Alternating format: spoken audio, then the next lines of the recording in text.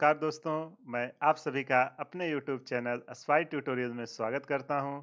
उम्मीद करता हूं आप लोगों की तैयारी बहुत ही अच्छी चल रही होगी। अभी तक हमने जितना कुछ भी देखा या सीखा वो सब समझ में आ गया होगा। पिछले सेशन में हम लोगों ने moment of inertia, radius of gyration के रिलेटेड जितना भी कॉन्सेप्ट था वो सब हमने डिस्कस कर दिया है। अगर आपका कोई क्वेश्चन है जो आपसे नहीं सॉल्व हो रहा है, आप पोस्ट करिए, मैं आपको उसका सॉल्यूशंस प्रोवाइड करूंगा। आज के सेशन में हम टार्क स्टार्ट करेंगे और आगे आपका जितना भी एंगुलर मोमेंटम ये सब आने वाले हैं, कंजर्वेशन ऑफ एंगुलर मोमेंटम, वो सब का आज का लेक्चर पूरा बेसिक्स रहने वाला है। इसलिए शांति से देखिए, आपको सारा डाउट क्लियर हो जाएगा। तो चलिए बिना टाइम वेस्ट किए हुए चालू करते हैं सेशन। तो चलो सबसे पहले समझते हैं टार्क। अगर आप लोगों ने मेरा lecture Newton's law of motion में देखा होगा, वहां पे मैंने मोमेंट और टार्क के बारे में आपको सिखाया था कि होता क्या है। यहाँ मैं सारी चीजें फिर से बेसिक से आपको एक्सप्लेन कर रहा हूँ। अब देखो, आप सभी ने कभी ना कभी रिंच और नट, ये देखो क्या है, एक पाना है और एक ये नट को कसा जा रहा है। तो जो नट पे आप पाने से अपने हाथ के द्वारा फोर्स लगाते हो, वो इस नट पे इस एक्सिस के अबाउट क्या करेगा? देखो जो मैं कलर कर रहा हूँ वो इसके अबाउट नट घूमता है कि नहीं? सॉरी, वो जो नट और बोल्ट रहता है उस पे मूव करता है। कैसे मूव करता है? ये जो आपका पाना है अपने हाथ से इस पे फोर्स प्रोवाइड करते हैं, जिसके कारण force into perpendicular distance multiply होके एक टार्क प्रोड्यूस होता है, जिसके कारण वो रोटेट करता है। ये आप दूसरा एग्जांपल देखिए, स्क्रू ड्राइवर है, यहाँ से आप एक स्क्रू टाइट कर रहे हैं, तो ये स्क्रू ड्राइवर देखो इस एक्सिस के अबाउट क्या हो रहा है, ये स्क्रू जब हम इसको घुमा रहे हैं तो ये घूम रहा है। ये कैसे घूम रहा है? ये टार्क के कारण ही घूम रहा है। शाफ्ट आपने देखा होगा, वो भी टार्क का ही एक एग्जांपल है। ये थर्ड एग्जांपल आप देखिए, ये ट्रेन का आपने देखा होगा, जो हैवी नट होते हैं उनको कसने के लिए या स्प्रिंग्स होती है, देखो ये रिंच बोलते हैं, उसको लगा के कसा जा रहा है। तो ये जो डिस्टेंस है, यहाँ से ये आदमी अपने हाथ से इस पे फोर्स लगा रहा है, जिसके कारण फोर्स इनटू परपेंडिकुलर डिस्टेंस वो होके आपको एक टार्क प्रोड्यूस करती है, जो इस एक्सिस के अबाउट ये आपका है मूवमेंट करेगा। तो आई होप आपको टार्क की बेसिक अंडरस्टैंडिंग आ गई होगी। देखो, जब तक फिजिक्स में विजुलाइज नहीं करोगे कि हम रीड क्या कर रहे हैं, क्यों कर रहे हैं, उसकी क्या जरूरत है, तब तक आपको समझ में नहीं आएगा। इसलिए चीजों को पहले विजुलाइज करिए कि जो हम सीख रहे हैं उसका यूज कहाँ कहाँ पे है। तो आई होप आपको टार्क समझ में आ गया होगा कि टार्क होता क्या है। चलिए अब इसका डेफिनेशन रीड करते हैं। चलो, अब देखो इसका डेफिनेशन क्या है। Torque is the measure of the force that can cause an object to rotate about an axis. देखो ये जो नट है, जब इस फोर्स के कारण ये क्या होगा, इस एक्सिस के अबाउट रोटेट होगा। यहाँ देखो, जब हम इस स्क्रू ड्राइवर से इस पे फोर्स लगा रहे हैं, तो इस एक्सिस के अबाउट ये स्क्रू क्या हो रहा है, रोटेट हो रहा है। तो वही यहाँ डिफिनीशन में बोल रहा है कि टार्क फोर्स का वो मेजरमेंट है जिसके कारण आपका ऑब्जेक्ट एक एक्सिस के अबाउट रोटेट करता है। समझ में आया कि नहीं? अब चलो इसको यहाँ मैं आपको एक्सप्लेन करता हूँ। मान लेता हूँ कोई एक पॉइंट है, ठीक? एक पॉइंट है जिसको नाम दे देते हैं P, या कोई एक ऑब्जेक्ट है। अब इस पे एक फोर्स लगाया जा रहा है, इस पे एक फोर्स F वेक्टर हम लगा रहे हैं। अब अगर आप फोर्स लगा रहे हो इस पॉइंट पे, कुछ तो रेफरेंस पॉइंट होगा जहां से हम मेजर कर रहे हैं। तो मान लेता हूं मैं एक रेफरेंस पॉइंट यहाँ पे है O, और यहां से जो इसकी दूरी है O से, वो कितनी है? Position vector R vector. समझ में आया कि नहीं? एक फोर्स है जो यहां से पोजीशन वेक्टर R दूरी पर है। यहाँ पे मैं लिख देता हूं, let F vector is acting. देखो एकदम बेसिक है, ध्यान से समझिए हो क्या रहा है। Is acting on a particle P, क्योंकि एक बार आप कॉन्सेप्ट समझ गए ना, फिर कुछ भी पूछेगा एग्जाम में आप क्वेश्चन आसानी से सॉल्व कर दोगे। पार्टिकल पी, और आर वेक्टर क्या है? R vector is the position vector of the particle. R vector is the position vector of the particle. समझ में आया कि नहीं? अब अभी देखो, यहाँ मैं कॉमन डिस्टेंस ले रहा हूं, जो आर वेक्टर होगा ना, ये आपका एक दूसरे के परपेंडिकुलर होने चाहिए ऑफ दिस पार्टिकल। और किसके अबाउट है? Particle about some reference point O. समझ में आया कि नहीं? ये जो नोटेशन है, नोटेशन समझना बहुत ही जरूरी है, क्योंकि आप फार्मूला रट लोगे लेकिन उसका यूज क्या है, कैसे अप्लाई करना है, अगर वो सब मेथड नहीं सीखोगे तो इसको कर नहीं पाओगे। ओ अब इसको आप कैसे लिखोगे? टार्क, टार्क को हम एक नाम देंगे। अभी जब इस पे फोर्स लगा रहा है तो पॉइंट क्या होगा, इस एक्सिस के अबाउट रोटेट कराने की कोशिश करेगा। तो जो हमारा टार्क आएगा, टार्क को हम किस नाम से दे रहे हैं? टार्क को हम दे देते हैं टाउ वेक्टर। जहां भी टार्क आएगा उसको हम ऐसा लिखेंगे, टी नहीं लिखेंगे, टी से कहीं जगह टेंशन और वो सब हम यूज किए हैं। तो जो हमारा टार्क का फार्मूला आएगा, ये क्या निकल के आएगा? टाउ वेक्टर इक्वल टू, अब ये वेक्टर है तो क्या होगा, दोनों का क्रॉस प्रोडक्ट होगा, क्योंकि इसमें डायरेक्शन भी आएगा। अभी डायरेक्शन कैसे निकालते हैं उसको मैं आगे एक्सप्लेन करूंगा, राइट हैंड थंब रूल। और मैंने ऑलरेडी आपको न्यूटन्स लॉ ऑफ मोशन में एक्सप्लेन किया है डायरेक्शन निकालने, लेकिन फिर से एक बार एक्सप्लेन कर देता हूं। तो जो आपका अगर कोई रेफरेंस पॉइंट से आर डिस्टेंस दूरी पर कोई फोर्स पी लग रहा हो, आपसे पूछे कि उस पे कितना टार्क लग रहा है, तो दोनों का आपको क्रॉस प्रोडक्ट दे देना है। जहां पे आपका आर वेक्टर क्या है, यहाँ पे लिख देता हूं, आर वेक्टर आपका कभी कभी फाइनल माइनस इनिशियल देता है, R final minus R initial, ये आपका डिस्टेंस है। अब एक केस तो ये हो गया। अब मान लेते हैं कोई दूसरा पॉइंट है, ठीक, ये समझ में आया? अब जस्ट इसका एप्लीकेशन लेते हैं। अब मैं मान लेता हूं एक हमारा ए एक्सिस है, यहाँ पे पॉइंट पी है, यहां से थीटा एंगल पर एक फोर्स लग रहा है। इसको अगर मैं आगे एक्सटेंड करूं, यहां से इस एक्सिस से कितना एंगल बना रहा है, थीटा, कितना फोर्स लग रहा है, एफ, ठीक। और यहां से ओ से इसकी दूरी कितनी है, आर, जो हमारा रेफरेंस पॉइंट है। अब अगर आपसे पूछे कि यहाँ पे कितना टार्क प्रोड्यूस होगा इस लाइन के अबाउट, तो आप कैसे लिखोगे? यहाँ पे तो अगर वेक्टर और ये सब के फॉर्म में रहेगा, हम क्रॉस प्रोडक्ट ले लेंगे। लेकिन अगर कोई क्वांटिटी रहेगी थीटा एंगल पर, तो हमें क्या चाहिए? आर हमारा फोर्स से परपेंडिकुलर डिस्टेंस होता है। तो उसका दो मेथड है, या तो आप फोर्स का कंपोनेंट परपेंडिकुलर ले लो, या आप आर को परपेंडिकुलर डिस्टेंस इसके अबाउट ले लो। तो यहाँ पे जो आपका ये लग रहा है, इसके अबाउट अगर हम आर का परपेंडिकुलर डिस्टेंस लेंगे तो ये निकल के आएगा। और अगर हम फोर्स को ही रिजॉल्व कर दे, यहां से दोनों मेथड से आप कर सकते हो। अगर हम इसको रिजॉल्व करेंगे, इधर क्या निकल के आएगा, एफ साइन थीटा, और इधर क्या निकल के आएगा आपका, इधर निकल के आएगा हमारा एफ कॉस थीटा। कोई भी मेथड लगाना, दोनों से आंसर सेम ही आने वाले हैं।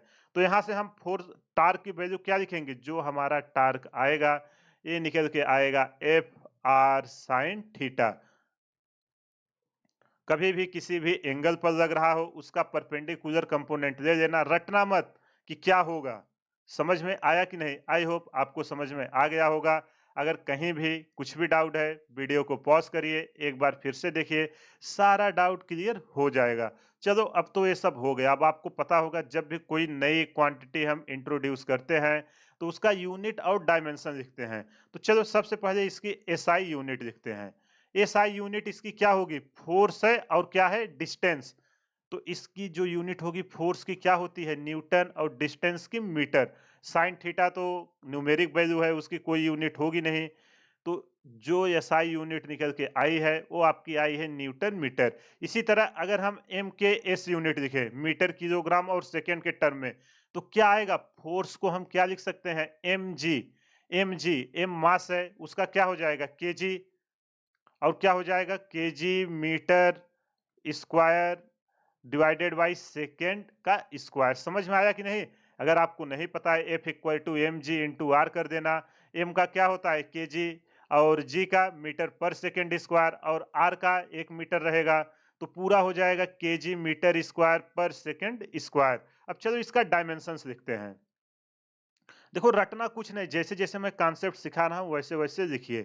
केजी, केजी को किससे मेजर करते हो, एम से, इसका फंडामेंटल यही है ना, एम मास। मीटर, मीटर को किससे फंडामेंटल, लेंथ, और सेकंड का क्या है, टाइम, इसका क्या है, स्क्वायर है, एल का क्या है, स्क्वायर है। तो इसको हम और सिंप्लीफाई करेंगे, एक क्या निकल के आएगा, M L square T minus two, ये रहा इसका डायमेंशंस।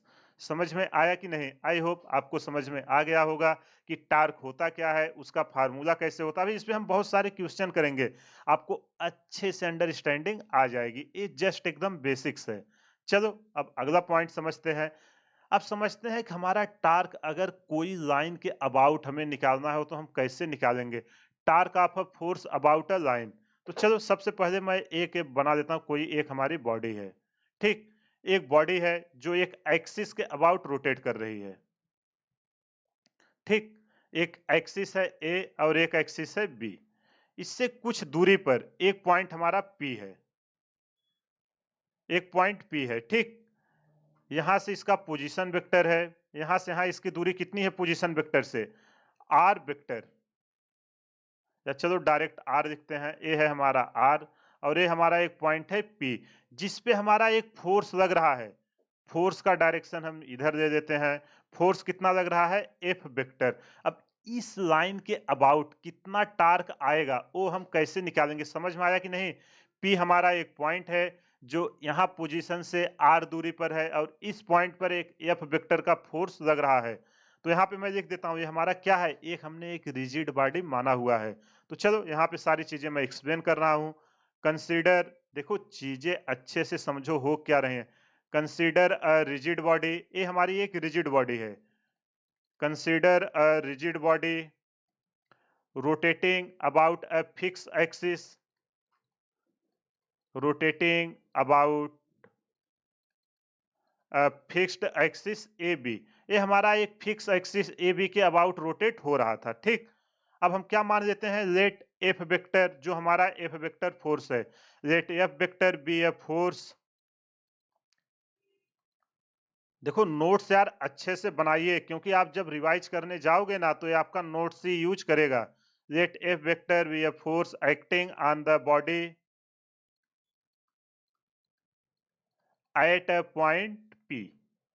ये हमारा पी पॉइंट पर एक फोर्स एफ वेक्टर एक्ट कर रहा है।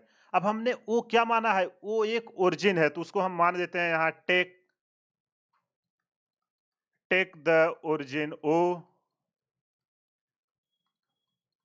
Take the origin O. किसी भी जगह पे आप मान सकते हो, ये नहीं कि हम कहाँ पे माने, हम अपने कन्वेंस के हिसाब से मान रहे हैं। समवेयर ऑन द एक्सिस, लेकिन जहां भी मानना वो उसी एक्सिस पे ही मानना है। मैंने आपको मोमेंट ऑफ इनर्शिया में दिखाया था, उसके अबाउट वो सेम ही रहता है, समवेयर ऑन द एक्सिस। अगर इस किसी एक्सिस पर हमने एक पोजीशन मान लिया ओ, ठीक? अब हमें क्या चाहिए? टार्क चाहिए। किसके कारण? अब देखो जब ये फोर्स है इस पे लगेगा तो ये क्या करेगा?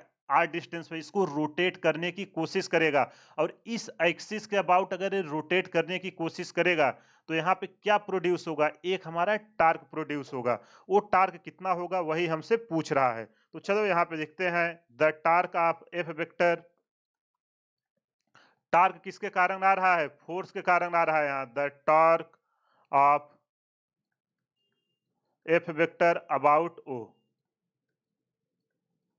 तो यहां से क्या आएगा? उसका क्या लेते थे हम? टार्क का है फोर्स, और अगर पोजीशन वेक्टर आर वेक्टर है तो दोनों का हमें क्या ले लेना है? क्रॉस प्रोडक्ट ले लेना है। और जब हम डायरेक्शन के साथ रखेंगे R F into sine theta आएगा, जहां साइन थीटा हमें क्या बताता है? साइन थीटा इसका डायरेक्शन। आई होप आपको समझ में आ गया होगा। अब ये टार्क हमें क्या बता रहा है? एक कंपोनेंट यहाँ पे मैं लिख देता हूं, इट्स कंपोनेंट। समझ में आया कि नहीं? टार्क कैसे निकालेंगे, क्वेश्चन हम कैसे करने वाले हैं। It's component along AB is called the torque of, is called the torque of F vector। किसके अबाउट है? About A B. अगर एफ वेक्टर के कारण इस ए बी एक्सिस के अबाउट कितना टार्क प्रोड्यूस होगा उसका हम R vector cross F vector दे देंगे, आंसर निकल के आ जाएगा। आई होप आपको समझ में आ गया होगा कि किसी भी लाइन के अबाउट हम टार्क कैसे निकालते हैं। वही जो हमने स्टार्टिंग में सीखा था, सब कुछ वही है, बस पूछने का तरीका बदल गया। कभी कभी क्वेश्चन इस कॉन्सेप्ट पे पूछ लिए जाते हैं, इसलिए मैंने ये सब आपको एक्सप्लेन किया। चलिए अब समझते हैं कि टार्क के टाइप। अब समझते हैं टाइप्स ऑफ टार्क कितने टाइप के होते हैं। देखो दो टाइप के होते हैं, एक स्टैटिक और एक डायनेमिक। अब समझते हैं स्टैटिक क्या होता है। तो चलो सबसे पहले समझते हैं। Any torque that does not result in an angular acceleration, पता है ना एंगुलर एक्सेलरेशन अल्फा, अगर कोई बॉडी रोटेट कर रही है तो एक एंगुलर एक्सेलरेशन प्रोड्यूस होता है, जिसको मैंने ऑलरेडी जब लेक्चर चालू किया था तभी डिस्कस पूरा उसके बारे में एक लेक्चर दिया हुआ है। अगर आपको नहीं समझ में आया तो एक बार जाके वहां पे देख लीजिए। It's called static torque. देखो कोई भी टॉर्क अगर उसमें एंगुलर एक्सेलरेशन में चेंजेज नहीं आ रहा है, मतलब जो आपका अल्फा है अगर वो हमारा कांस्टेंट है, अल्फा हमारा कांस्टेंट है या अल्फा जीरो है, तो हमारा क्या होगा, स्टैटिक टार्क आएगा। इसका यही समरी है जो ये कहना चाह रहा है। कभी ऑब्जेक्टिव में आपको जेई या नीट में डायरेक्ट क्वेश्चन पूछ लेता है स्टैटिक टार्क का कंडीशन क्या है, एंगुलर एक्सेलरेशन कांस्टेंट रहे, वेरिएबल रहे, इंक्रीज या डिक्रीज, ऐसे चार ऑप्शन वो बना देगा, या पहले इंक्रीज फिर डिक्रीज। तो क्या होना चाहिए, कांस्टेंट होना चाहिए, उसको हम बोलते हैं स्टैटिक टार्क। अब इसका एग्जांपल्स देखते हैं। तो आप ध्यान से देखो, यहाँ क्या है, एक डोर है, एक घर है जिसपे एक डोर लगा हुआ है। अब एक आदमी आया, इस डोर पे देखो, इसको पकड़ के, आपने अगर कभी भी डोर होगा घर पे, अभी आप पकड़ रहे होंगे, सबके घर में डोर होगा, जाइए उसको एक साइड जहां कुंडी लगी वहां देके धक्का देके देखिए, तो जहां पे हिंज है उसके अबाउट रोटेट होता है।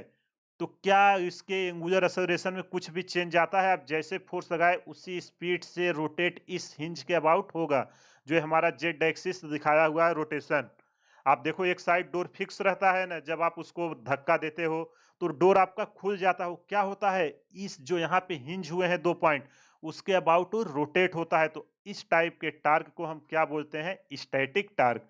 वही यहाँ पे एक्सप्लेन है, when someone pushes on a close door the door receives a static torque because despite the exerted force it is not spinning about its hinge, इस हिंज के अबाउट स्पिन नहीं कर रहा है, इसलिए क्या है, हमारा स्टैटिक टार्क है। अगर इसके पूरे अबाउट स्पिन कर जाता तो हमारा स्टैटिक नहीं होता है, डायनेमिक हो जाता।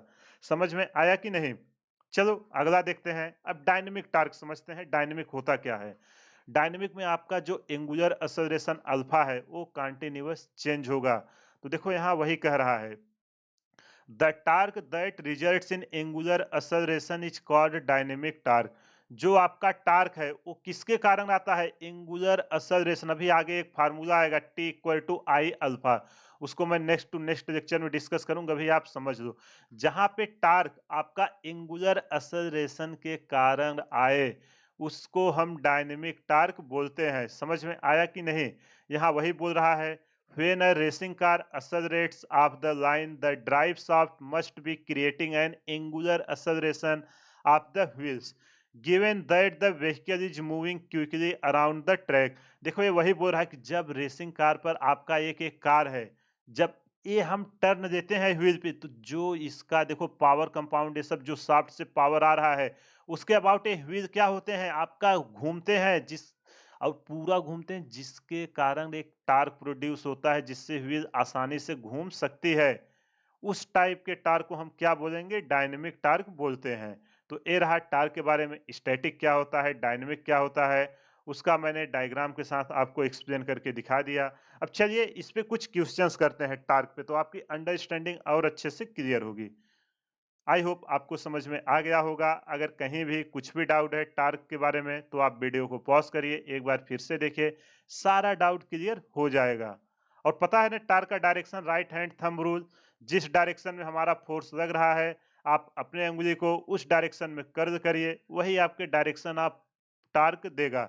उसको मैंने पिछले लेक्चर में आपको एक्सप्लेन किया था। अगर कुछ भी डाउट हो आप कमेंट करना, मैं उस पर फिर से वीडियो बना दूंगा, या नेक्स्ट वीडियो में जब एंगुलर मोमेंटम निकालेंगे तो उस पे मैं फिर से एक्सप्लेन करूंगा, ठीक है। चलिए अब इस पे कुछ क्वेश्चंस करते हैं टार्क पे। तो चलो क्वेश्चन को पहले रीड करते हैं, कह क्या रहा है, find the torque of a force F vector. ये हमारा वेक्टर, एक फोर्स क्या है, vector quantity, I cap plus 2 J cap minus 3 K cap newton about a point O. The position vector of point of application of force about O is R vector. R vector हमें कितना दिया हुआ है, 2i cap plus 3j cap minus K cap. हमसे पूछ रहा है torque कितना होगा। तो देखो सिचुएशन क्या है, जो हमने यहाँ देखा था, कोई एक पार्टिकल P है, इस पे एक F वेक्टर का फोर्स लग रहा है जिसका हमें दिया हुआ है आई कैप, कितना दिया हुआ है, I cap plus 2j cap minus 3k cap दिया हुआ है। और ये रिफरेंस पॉइंट से कितनी दूरी पर है उसका हमें पोजीशन वेक्टर दिया हुआ है। यहाँ से ओ वेक्टर, ये जो आर वेक्टर की है पोजीशन पॉइंट ओ से इसकी डिस्टेंस आर वेक्टर, ये हमें कितना दिया हुआ है, ये दिया हुआ है 2i cap plus 3j cap minus k cap. अब हमसे पूछ रहा है कि टार्क कितना होगा। यार ये तो एकदम फार्मूला बेस्ड क्वेश्चन है, और आप जाके देखना जेई और नीट में पीवाईक्यू में इस टाइप के क्वेश्चन एक नहीं कम से कम 5 से 6 बार अब तक रिपीट हो चुके हैं सेम, लेकिन स्टूडेंट लोग इसको भी नहीं कर पाते। बताओ इससे इजी क्या ही क्वेश्चन होगा, कुछ नहीं। अगर आपने वेक्टर प्रोडक्ट मैथमेटिकल टूल में वेक्टर का क्रॉस प्रोडक्ट, डॉट प्रोडक्ट वो सब नहीं देखा है, एक बार जाके देख लीजिए। मैं आपको रिकमेंड करूंगा मैथमेटिकल टूल में जो 15 वीडियोस मैंने बनाए हैं वो पूरा देख लीजिए, क्योंकि पूरे फिजिक्स में उससे ज्यादा कुछ नहीं यूज होगा। एक बार वो देख लोगे सारा डाउट आपका क्लियर हो जाएगा। नहीं तो फिजिक्स आपको पूरा 2 साल तक परेशान करने वाली है अगर आपका मैथ अच्छे से क्लियर नहीं रहा। तो ये क्या है, R vector cross F vector. समझ में आया कि नहीं? चलो अब सबका हम क्रॉस प्रोडक्ट किसी का कैसे निकालते हैं। हम अगर हमारा आई जे के है तो लिख देते हैं आई जे के। अब पहले किसका आर क्रॉस एफ ले रहे हैं तो आर के हम कोफिशिएंट लिखते हैं। आई के साथ 2, जे के साथ 3 और के साथ क्या है -1। ठीक। और एफ वेक्टर क्या है, आई का क्या है कांस्टेंट 1, जे का 2 और के का -3। समझ में आया कि नहीं? अब अगर हमें इसका क्रॉस प्रोडक्ट निकालना है, वेक्टर में मैंने क्रॉस प्रोडक्ट कैसे निकालते हैं वो एक्सप्लेन किया था। सबसे पहले अगर हम आई को लिखेंगे तो क्या करेंगे, आई कैप, ये रो और कॉलम पूरा कट जाएगा, केवल क्या बचेगा, जो ये देखो जितना मैं यहाँ बॉक्स बना रहा हूं, जब मैं आई का लूंगा ये पूरा इधर से पूरा कटेगा और ये पूरा इधर से कटेगा। मैंने आपको ट्रिक भी बताई थी, अगर नहीं आता तो एक बार जाके वहां पे देख लो। और इनका हम क्रॉस प्रोडक्ट कराएंगे, जब 3 इंटू -3 करेंगे क्या आएगा -9, और इधर 2 इंटू माइनस और माइनस रहेगा -2 और माइनस क्या हो जाएगा +2, जे कैप माइनस आएगा -j कैप। अब जब हम जे कैप लेंगे तो देखो ये पूरी रो हमारी कटेगी और ए पूरा हमारा कॉलम कटेगा। ठीक। तो बचेगा क्या अब हमारा जे के साथ, एक तो ए बचेगी जो यहां मैं कलर कर रहा हूं, एक हमारा ए बचेगा, बीच का तो कट जाएगा। जब इनका क्रॉस प्रोडक्ट कराएंगे देखो यहाँ पे मैं लिख दे रहा हूं क्या क्या बचेगा, एक तो 2 बचेगा, यहाँ -1 बचेगा, यहाँ अगर 1 बचेगा, यहाँ -3। इनका क्रॉस लोगे तो क्या निकल के आएगा, 3 दूना 6, क्या आएगा देखो जब हम इसका करेंगे यहाँ पे हमें आएगा -1 और -3, 3 दूना 6, तो ये आ जाएगा हमारा +6, -6 और +1। इसी तरह जब हम के का लेंगे, इसको 1 मिनट में हटा देता हूं नहीं तो आप लोग कंफ्यूज होंगे इसमें क्या हो गया।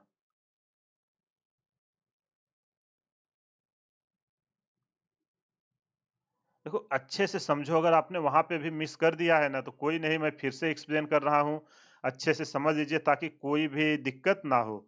अब हम जब के का लेंगे तो हमें क्या बचेगा, के का जब हम लेंगे तो हमारा ये लास्ट वाला कॉलम कटेगा और पूरी रो कट जाएगी ऊपर की। तो यहाँ पे हमारा आएगा +k कैप। अब यहाँ पे क्या निकल के आएगा, 2 का 2 में करेंगे +4 और -3, यही निकल के आएगा।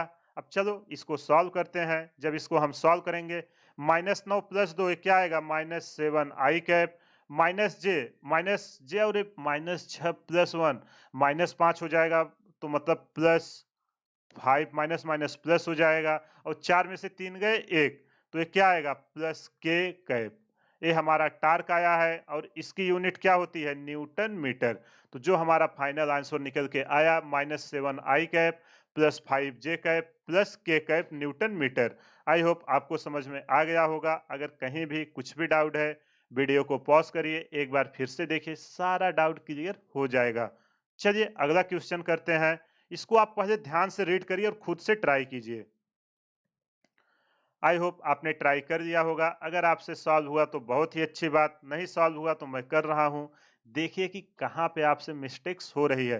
देखो ये एकदम बेसिक्स है, ये मैं इसलिए सिखा रहा हूं क्योंकि बिना टार्क निकाले आप एंगुलर मोमेंटम और वो सब आगे आने वाले सेशन जो है वो नहीं कर पाओगे। इसलिए इसको अभी से अच्छे से सीख लो।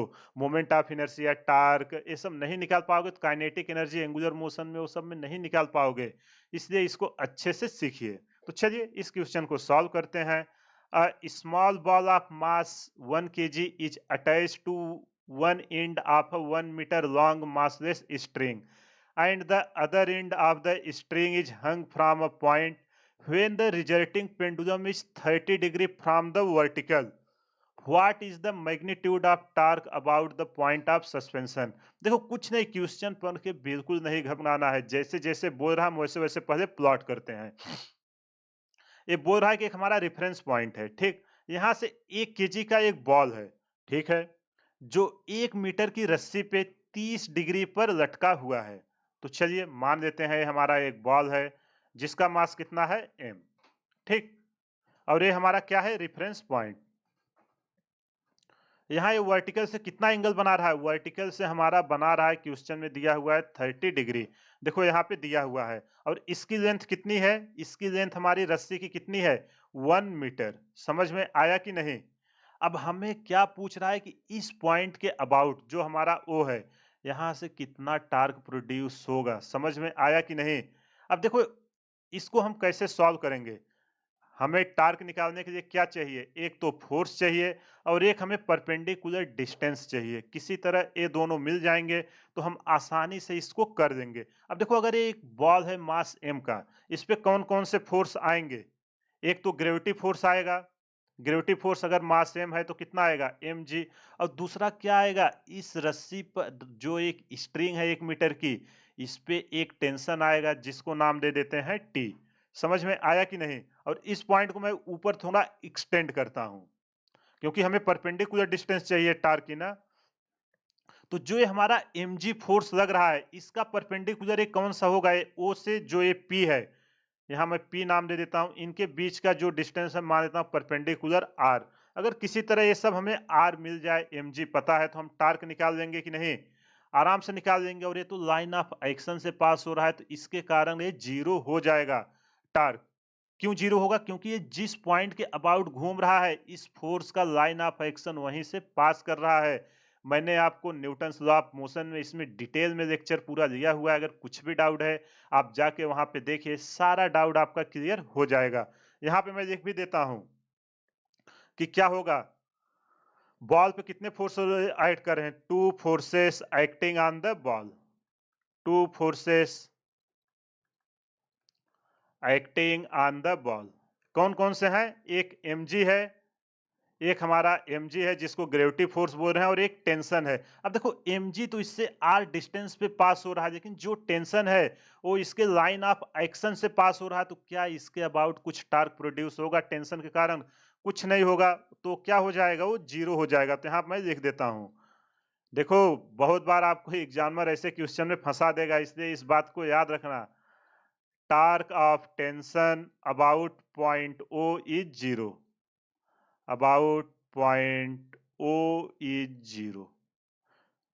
क्यों, क्योंकि इसका लाइन ऑफ एक्शन जहां से रोटेट हो रहा है वहां पे पास कर रहा है। अब यहाँ पे कौन टार्क प्रोड्यूस करेगा, केवल mg इकलौता बचा, अब वही प्रोड्यूस करेगा। तो चलो उसको लिखते हैं, किसके कारण आ रहा है टार्क, हमारा mg के कारण। हमें क्या चाहिए, परपेंडिकुलर डिस्टेंस चाहिए, फोर्स चाहिए इनटू परपेंडिकुलर डिस्टेंस। फोर्स है m इंटू जी, m की वैल्यू दिया हुआ है 1 kg, इसमें g का हम मल्टीप्लाई कर देंगे। अब हमें r चाहिए।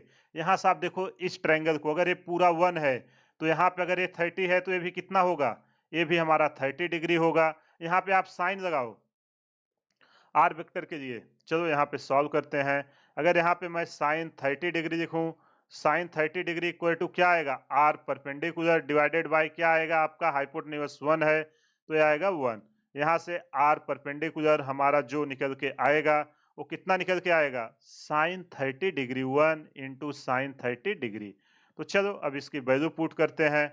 जब इसकी वैल्यू हम पुट करेंगे, एफ की वैल्यू m इंटू जी, एम की वैल्यू है टाउ एम, जी एम की वैल्यू है 1, जी की वैल्यू है 10 इंटू आर परपेंडिकुलर कितना निकल के आया है, साइन 30 डिग्री।